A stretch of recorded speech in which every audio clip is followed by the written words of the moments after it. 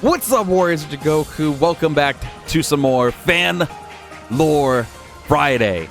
And I just got to give a quick announcement real quick that we are going to be doing, hopefully, let me rephrase that. I plan to do a live stream the next day, Saturday, for you guys. And I'm going to try to wrap up Fan Lore Friday officially by doing the rest of the characters on Saturday. I know it's not technically Fan Lore Friday, but I want to be able to wrap up all this stuff, and so we can get into this new schedule that I have for content and everything, which is why we are doing this big video here too. I read over the characters' backstories prior to actually recording this. So I did realize that these two characters do have a connection with one another, and they are technically tied in with their backstory, so I thought this would be a perfect opportunity to put them both in one big video. So that is what we are going to be doing here, and then like I said, I hope and I plan to, over the weekend, be able to, the next day I guess, be able to show off the next characters for Fan Lore Friday, or the last characters for Fan Lore Friday, and in a live stream perhaps, and wrap it up from there. So yes, so without further ado, let us hop in here and let's go over their characters' info sheets, and then we will read over the backstories. So let's begin with the one on the left. We have Mao Zilong. His age is unknown. Species, mystic. Race, Chinese. Weapon of choice, spear. Truly a man of culture. If you are a person who likes spears, you are a man or girl of culture. Personality, critical and humble. Appearance, blue armor and the ice scar. And he is part of the Kage army. Now let's move over to the cute girl right here on the right. We have Hu Huwei. I apologize if I mispronounce any of these. Age unknown. Species, nintsu and Shikigami.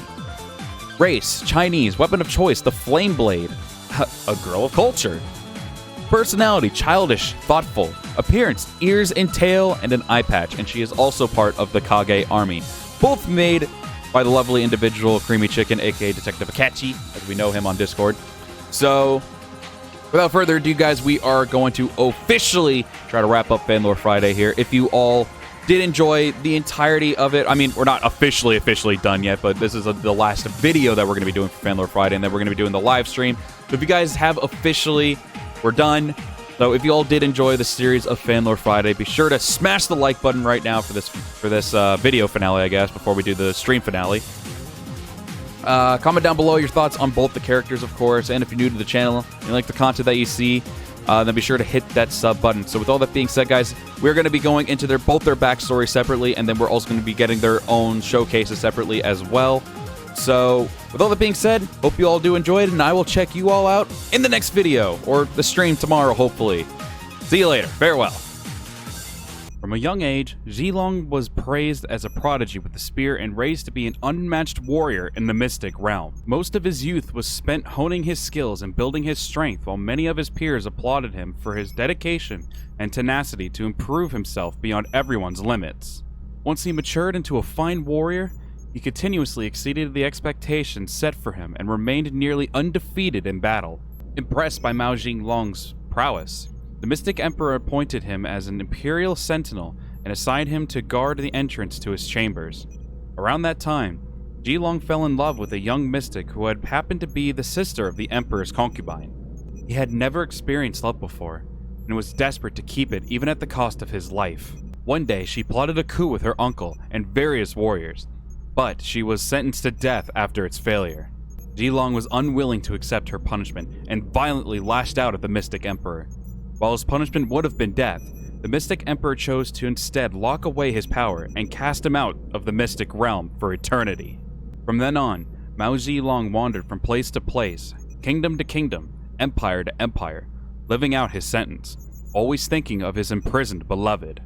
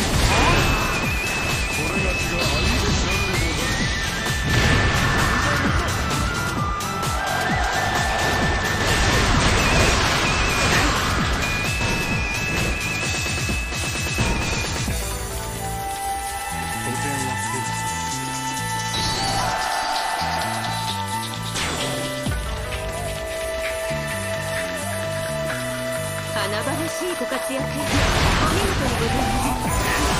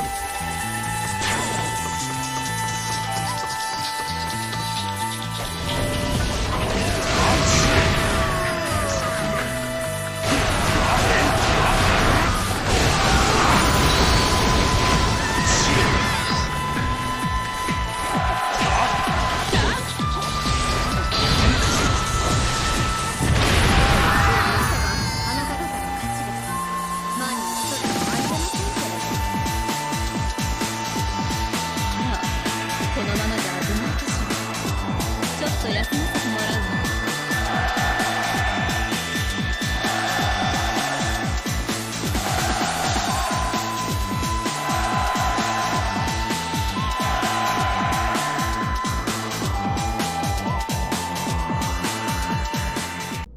Mao Zilong's traveling companion of mysterious origin. Not much is known about her except her childish antics and cool-headed demeanor. After his banishment, Hu Huwei met Zilong decades later, claiming to be the servant of a mystic who wanted to destroy the Emperor's seal on his power. At first, she was completely ignored by him, but over time, a bond between them formed. Not too long afterwards, Hu Huwei forgot about her initial reason for finding Mao Zilong in the first place. She considered her time with Zilong too precious to lose. Unknown to most, Hu Huwei's life force began fading away years prior to the Civil War, since she was apparently nothing more than a Shikigami puppet used by a woman imprisoned in the mystic realm to follow and monitor him. Her creator was none other than Mao Zilong's former lover. Hu Huwei became wilder with her search and finally found the person she had searched for all those years, a woman Zilong would fall in love with. For only when the blade of a loved one pierces his heart will the seal be undone, said the former emperor. Unfortunately, the woman in question parted ways with them, and the only lead Hu Huwei found on her came from the Yin sisters in the lands controlled by the Kage.